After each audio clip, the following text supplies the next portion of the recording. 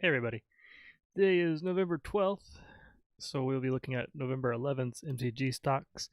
I am a little bit late on these. I was at a wedding and then I got sick yesterday, so was not up to par on this, but here we are. And even though I kind of looked at these while I was on my trip, but it didn't seem like there's a lot of movement except for one card down here. Let's just look at this Nisa. We talked about this a little bit before, so we won't be talking about her today. But I always thought, I was like, man, this is a really good card. It seems like it should be like $3 or $4 is not a bad price. But then now it's $20, and now it's awful, and it feels bad, and I hate when that happens. But that's how it works, I guess. That's how Magic goes. But anyways, so we'll be looking at these other ones today. We have a Rekindling Phoenix. It's kind of weird because Phoenix cards are. Seems like Phoenix cards, at least in the past, were always really bad, like really bad. Then like we had the I think Arc like Phoenix. I'm not sure if that's the correct one. I think it is. And then we have this one that's going up in price a little bit. Let's go ahead and see what it does here. Kindling Phoenix is a 2 colorless, 2 red Phoenix. Who would have thought? For 3 flying. When it dies, create a 0/1 elemental creature token with, at the beginning of your upkeep, sacrifice this creature, and return target card named Rekindling Phoenix from your graveyard to the battlefield. It gains haste until end of turn. So it's pretty nice. It's basically, as a Phoenix really should be, which makes a lot of sense to me. It creates a 0/1 elemental, and then if it dies, you bring it back. And that's pretty good, actually. There's probably a lot of ways to kill off that 0/1. But, I mean, if it lives, having a flying 4/3 for basically at that point, if it lives one more turn, then you kind of have it for like 2 mana if you want to look at it that way, because you have 4 original costs and then comes back and becomes like 2 mana sort of. Don't know if you want to ever look at it like that, but interesting card. I like it. The art's pretty neat because it's like looks like it's in a. You can tell that's water down there. For some reason, it reminds me of like Washington D.C. or something like that. It looks like that house back there, and this looks like the I don't know. But anyways, neat art. Let's go ahead and go to the next card here, and that was the top card of this week. As we can see, it's only 36% increase, so it's not like a huge increase or anything. But then we have Death Greeter. This cost 1 black. It's a 1/1. It's a human shaman. Whenever another creature is put into a graveyard from play, you may gain 1 life. So I mean, something like amazing. I'm sort of surprised that it's worth this much. I think it's just because it's probably not reprinted a bunch. I mean, because if you look at Blood Artist is also kind of in the same ballpark as this guy, except for Death Greeter costs 1 less, and he doesn't deal damage. So, like in a commander deck, would you want both? Yeah, maybe. I mean, if you get this off turn 1, it can become pretty crazy getting that extra life. And this is any other creature, not just your creatures, like Blood Artist is. So, yeah, I mean, it's good. Is it like $4 or $5 good? Not to me. Not to me, at least. I'm sure for some people it is, for sure. Also, it's back in Shards of Alara, which is always one of my favorite sets. Let's go ahead and go to the next one. Field of the Dead. This one's probably pretty well known, actually, but I haven't looked at it yet, surprisingly, so let's go ahead and just give it a read. Field of the Dead. It's a land. Enters battlefield tap it, add 1 colorless. Whenever Field of the Dead or another land enters the battlefield under your control, if you control 7 or more lands with different names, create a 2/2 black zombie creature token. So basically, like, this was going pretty rampant in standard recently until it was banned, and then you just get a whole bunch of zombie creatures out and you just flood the board and it'd be bad for everybody, except for, I guess, person playing Field of the Dead. I kind of wanted to pick this up because I remember seeing this for like $1. I was like, oh, $1. This will go down to like 50 cents. This should be garbage. And I feel like I've said this before, but if I haven't, regardless, like, oh, this is garbage. It'll go down into the 50-cent bin or something because I want to put this in my Windgrace deck. Well, I was wrong. And now it's like, see, what's that good old price right there?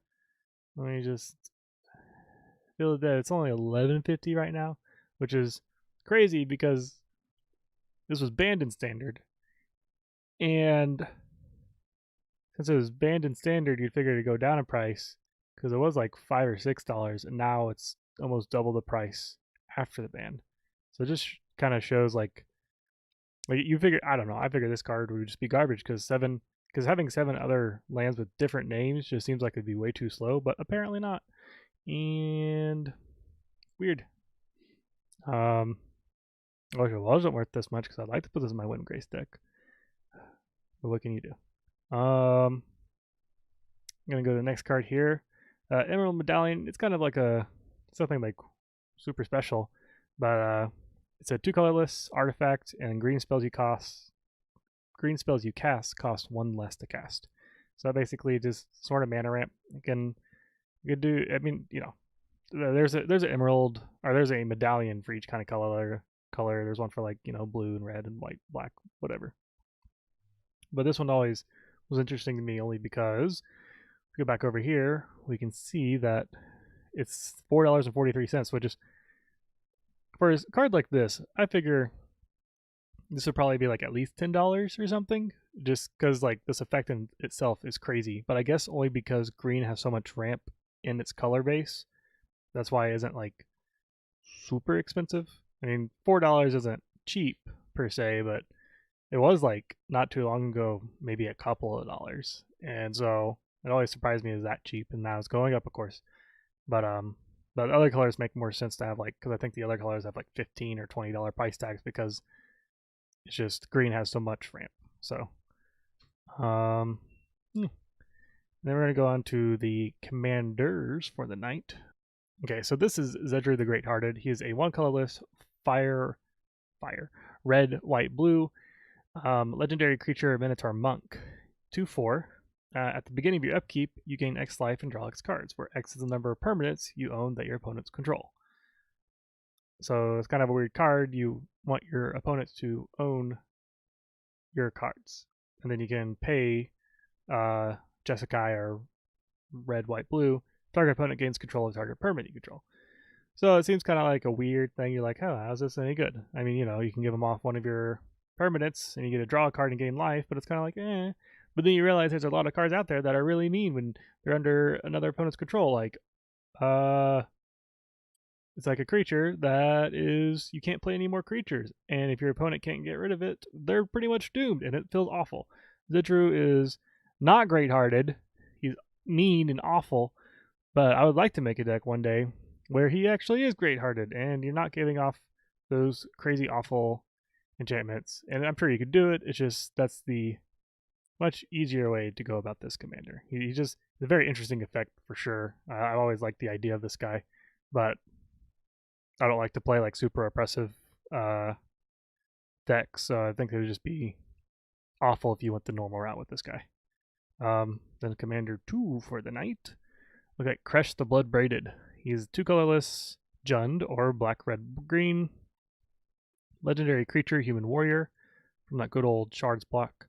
He's a 3/3, and whenever another creature is put into a graveyard from play, you may put X +1/+1 counters on Kresh the Blood Braided, where X is that creature's power. And note that it says another creature and not just your creatures. So he's a really cool commander. I play him basically, mine, which is kind of, I think it's mostly just like good stuff / I went heavy sacrifice / dredge build, graveyard stuff, reanimate. I kind of put it all into one. It's kind of like one of my favorite. Jund is pretty much my favorite color. I found out our favorite color combination because I have 3 decks of it now. I have 3 different Jund decks and Commander, and I could probably make more if I really wanted to. But Dredge has always been cool to me. It's basically where you put a lot of cards in your graveyard, and then you can bring stuff back from your graveyard, and then reanimate is good with the Dredge, and then blue. This Kresh can get pretty out of hand pretty quick, especially with the sacrifice outlets. I think my deck isn't like, it's I don't know what the power scale is. It's probably like in the 7 range. But I remember like one time I was just like, oh, Kresh is now 24/24, like on turn 4 somehow, and that's not good for everybody. And pretty much ended the game right there. If you really optimize him, I'm sure that'd be that's out of the normal. That doesn't really usually happen, but I think if you really optimize Crash, you can get pretty crazy pretty quick. I've always liked him, especially since he was pretty much my first commander deck coming back into EDH, and so that was really fun for me to build off that. So let's go ahead and look at kind of the random card for the night. My random card, I should say. This is Phyrexian Tyranny. Apparently, I played this recently with my Nekusar deck, and the people there didn't really know what it was, and so I thought it was kind of interesting. I thought this would have been a little bit more well known, but maybe it isn't. This is a Grixis, or blue, black, red enchantment. Whenever a player draws a card, that player loses 2 life unless he or she pays 2. So basically, put this in a draw deck, and people are losing life like crazy. Because I mean, it's kind of like Smothering Tide or something where, sure, you can pay the 2, but then you're going to kind of gimp yourself on mana. This one's a little bit easier to let go, only because letting someone else have less mana is a lot easier than you losing life. But when you're drawing like 3 or 4 cards per turn, suddenly you're losing 6 or 8 life from just this one card. It can get pretty rough. Definitely like it. I'm glad that's in the Grixis colors. It makes a lot of sense to having it in Grixis and not just like Dimir or something like that. Or is it, I guess? But yeah, neat card. I don't know if it's well known, but there you go. Then to kind of finish off the night, we're going to look at actual random cards. So our first actual random card is Ironclaw Curse. It is a 1 red aura enchantment. Enchant creature gets -1/-0, or -0/-1. Enchanted creature can't block creatures with power equal to or greater than the enchanted creature's toughness. So let's give an example, I guess. Power equal to or greater than the enchanted creature's. Yeah, so like if you put it on, it's mostly be for an enemy's creature. Put on something that has, I don't know, that's a 4/3. Put it on there, becomes a 4/2, and now it can't block anything that is power 3 or greater because its toughness is 2 now. Kind of a neat card. It's not something I generally see in red, I don't think. I mean, this is a much older card, so I feel like back then the colors weren't super defined. They're sort of defined, but not super defined. This seems like it'd be, I feel like almost like a black or maybe a blue card. Maybe not a blue card, but maybe Dimir even. But yeah, it's interesting. Spooky. Look at him. He just, spooky boy. I haven't seen this card before. Pretty neat. Let's go ahead and go to our Sagat random card. Fire Breathing is another 1 mana, 1 red enchantment aura. Enchant creature, you can pay 1, enchanted creature gets +1/+0 until end of turn. And this isn't bad. I don't think it's great, but I mean, this is a good way if you just need to man dump something out. I mean, giving a creature +1/+0 in a mono red deck or something like that, or even in a draft. The draft could be okay if you can somehow manage to get only 2 colors, because that way you have enough mountains to actually pay off the 1 red pump. So that way you can maybe get like +3 or +4 on a creature, which would be pretty good. Nothing too exciting there though, so let's see if we can get one more card in here. Another common card. Guess that's not too uncommon, haha. Anyways, Pendulum of Patterns costs 2 colorless. It's an artifact. When Pendulum of Patterns enters the battlefield, you gain 3 life. Pay 5, tap it, sacrifice Pendulum of Patterns, draw a card. I mean, it's okay. It's like thinking about the new fairy commander. She could be okay in this. You get 3 life for 2 mana and make a fairy token, I guess, and then later off you can sacrifice it and draw a card.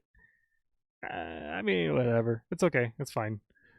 I don't know much of a use beyond that. I'm just trying to get artifacts out there. The life is okay. Anyways, we should be back on track now, I believe, for my usual Sunday, Tuesday, Thursdays on these cards. So I will see you all next time, and I hope you enjoyed. Have a good one.